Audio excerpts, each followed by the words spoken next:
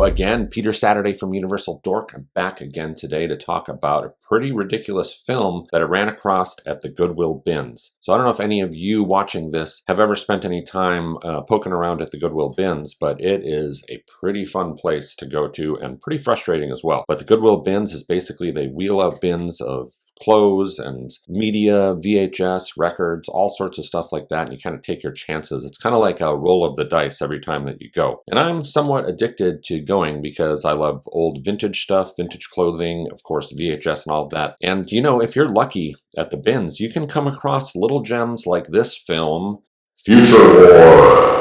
Yeah, Future War from 1997. Found this at the bins. It was also paired along with this one. So this person, whoever got rid of this and decided to throw these in the bins there for the Goodwill, they must have also had this film in their collection, Acid Rain. That looks pretty promising as well. The back looks really promising and really ridiculous. So I'm hoping that Acid Rain delivers just as much ridiculous goodness as Future War, which is a hard thing to do, let me tell you that much. But of course, I knew when I saw this thing that I just had to grab it, just from the cover, and then the back cover featuring Robert Zadar here as a cyborg. In fact, in this film, his official name and role in the movie is the Cyborg Master. So had to grab that one. It's got some great special features on it, like scene selection on a DVD. Incredible. So I did a little poking around, of course. This director here, Anthony Dublin, though, he's only directed, I think, 4 films, and none of them look very good. This probably is his best one, I would imagine, but I might go check out some of his stuff. He did this one in 97 and did a few more in the mid to late 2000s. What Anthony Dublin, though, was primarily known for, his sort of claim to fame here, is that he worked on some really stellar cult classic films that I'm a giant fan of. Stuff like From Beyond from 1986, the Stuart Gordon film. He worked on Bride of Reanimator special effects. He worked on Carnosaur, which makes a lot of sense here with this one. I had my guesses about that and they proved to be right. Scanner Cop, Circuit Breaker with Richard Grieco, Team America World Police, and another film that I was not a fan of, Willy's Wonderland with Nicolas Cage. Really hated that film. So aside from Robert Zadar giving this film, you know, legit star power, being Maniac Cop primarily is what he is most well known for, but he's been in tons of other movies. We also get Daniel Berhardt here, who is sort of like, I would say, a second-rate kind of Jean-Claude Van Damme wannabe. So he does a lot of the same moves. He kind of looks like him. In fact, he also starred in Bloodsport in the sequels, replacing Van Damme in those. So in here, he's doing a lot of those same maneuvers and, you know, kicks and stuff that Van Damme does, although they're not very well choreographed. So really clunky fights, which make this one a lot of fun. But I'm not here to rip on Berhardt because come to find out, he actually is starring in films to this day, and pretty successful ones. He makes appearances in films like Logan, Birds of Prey, John Wick, not in primary roles, but probably as like henchmen in these type of films. But come to find out, it's looking like maybe he is the lead in Steve Kostanski, you know, Astron 6, who did like stuff like The Void, Psycho Gorman, Frankie Frico. He's starring in the new remake of the film Deathstalker. So way to go there, Daniel, on that. I'll definitely be there for Deathstalker. So this film has really got an idiotic plot, and it is so fun to watch this thing unfold on screen with some people who are taking this movie very seriously in its production and the way it's presented and the acting. It's played fully straight. The script feels like it was written by someone who was, say, like 8 years old, who had seen the Terminator and Jurassic Park for the first time, then went outside, called one of his friends, got together in a sandbox with his action figures, and the two of them decided to write a script. So I think in order to just prove to you how stupid and ridiculous this plot is, I'll just read it straight off of the back of this DVD that I rescued right from the Goodwill Bins. You ready for this? No one is safe in this deadly sci-fi tale of a master race of cyborgs from the future who abduct humans from the past, breeding them as slaves. Bloodthirsty dinosaurs are trained as trackers, impossible to outrun. But when a human, Daniel Berhardt, breaks free, a bloody war begins, and the cyborgs are forced to battle against vigilantes, street gangs, and drug lords in a deadly battle for the future. Yes, so these dinosaurs in here are absolutely ridiculous. They say that they're impossible to outrun, but they only move at about 0.5 miles per hour as they walk along through people's backyards and nonchalantly gobble them up. And I would say that is what really differentiates this one from all of the other Terminator clones out there. Robert Z'Dar is the cyborg master, and should you dare as a viewer have any doubts that Robert Z'Dar is a living, breathing, menacing cyborg, well then take a listen to this. If this ain't proof, I don't know what is.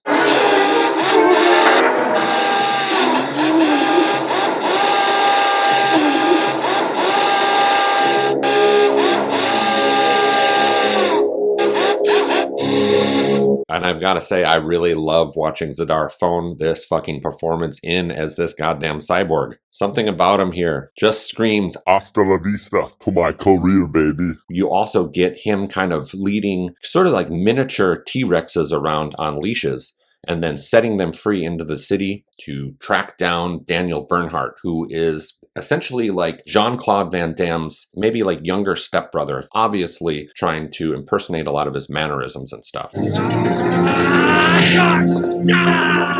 Now obviously Daniel Berhardt here knows what the fuck he's doing when it comes to martial arts.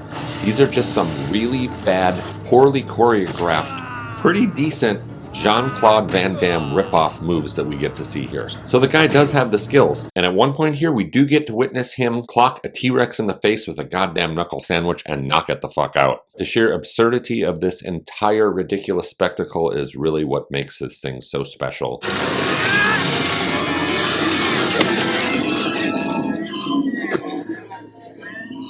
But just like I suspected, I knew that this movie had to have some sort of connection to the Carnosaur franchise. So I don't know if he got a favor from some of the people that were on the sets of those movies, or if this is rejected sort of prototype practical effect dinosaurs that weren't used for the film, but they are in this. And this film ends up kind of feeling like it could be, spiritually related to a movie like Tammy and the T-Rex, the gore version of it. And Robert Z'Dar here has got this sort of T-800 Arnold Schwarzenegger thing going on here. Very different, though, in appearance to Arnold in those films. Z'Dar here kind of feels like he is the adult host at a laser tag tournament that would be set up in a Kmart strip mall parking lot.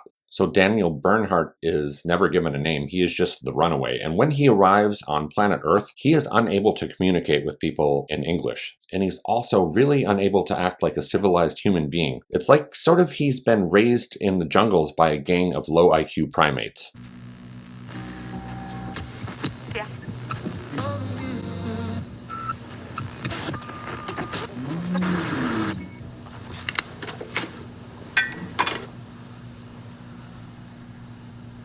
Hi there, I'm Fred. That's Romero and that's Sister Ann. Hey man, what's your story?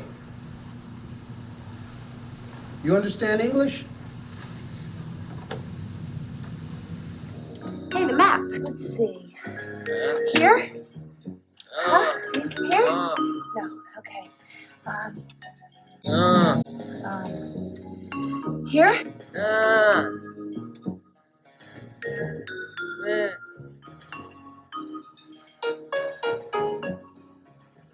I'm sorry, I just... Oh, up here?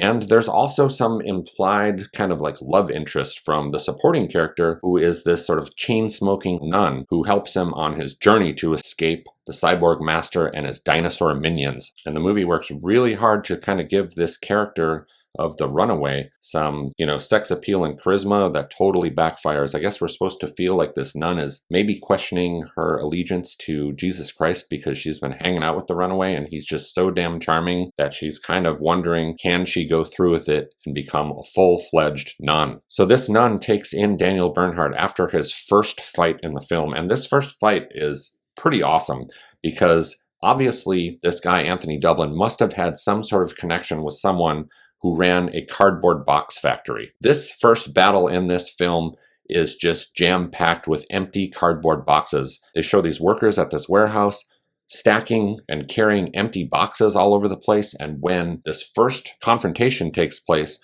with Daniel and one of the cyborgs and the dinosaurs and stuff. They are running around in a gigantic, I shit you not, maze full of empty cardboard boxes that are piled all the way up to the ceiling. And he not only uses it for this insane opening scene,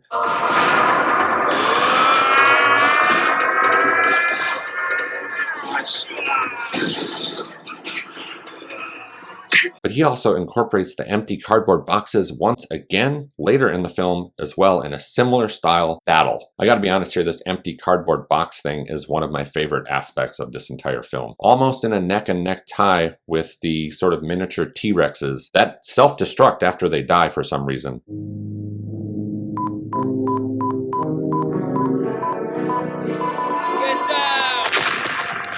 And also apparently these dinosaurs have an aversion to water. So the very end of the movie involves bringing these dinosaurs to a water sanitation plant for the ultimate showdown. So I'm guessing that M. Night Shyamalan must have been a fan of this thing because this predates Signs by quite a bit. And things get even more stupid about 3/4 of the way through this film when this nun, she decides that she needs to enlist the help of a street gang that she was once involved with before she found Jesus. And these characters all unite in a super stupid team-up showdown with Robert Zadar's character, the Cyborg Master. I don't know what the fuck he's the master of. When you see him try to go toe-to-toe in a match of hand-to-hand combat against Daniel Berhardt, it is one hell of a pathetic attempt. You really get to witness them try to trick you into thinking that these piss-poor hand-to-hand combatants that probably sit around eating cheeseburgers all day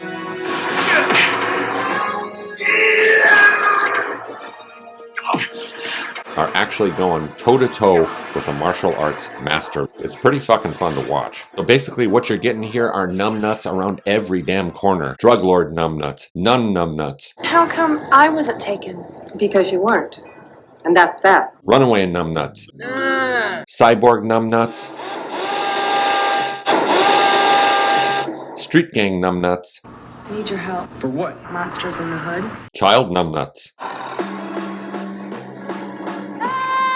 Churches filled with, you guessed it, numbnuts. Numbnut warehouses filled with, guess what? Numbnut empty cardboard boxes. And of course, dinosaur numbnuts. First time I've ever seen that before. This movie's also got one of my favorite things, the ticking time bomb, where seconds appear to last minutes. And this has got a really great sequence with one of those in here. Really ridiculous. Whatever's going on with this ticking time bomb makes zero sense. This one is an absolute delight. I highly recommend it. It was a super fun movie to watch with a group of people. And I think this one, of course, is ripe for a Blu-ray. It'd probably be a lot better than this janky DVD that I found. All right, so that's it for me today. I'll be back to let you know what I thought of Acid Rain. If it's really as good as it looks, which it looks pretty promising on there, I could be back with an episode covering this thing. There's not a lot of info about it on there, so I'm pretty excited to check this out. Let me know in the comments if you have any super stupid movies that you think I need to check out. Really idiotic. Definitely let me know in the comments. All right, that's it for me today. I'll see you next time.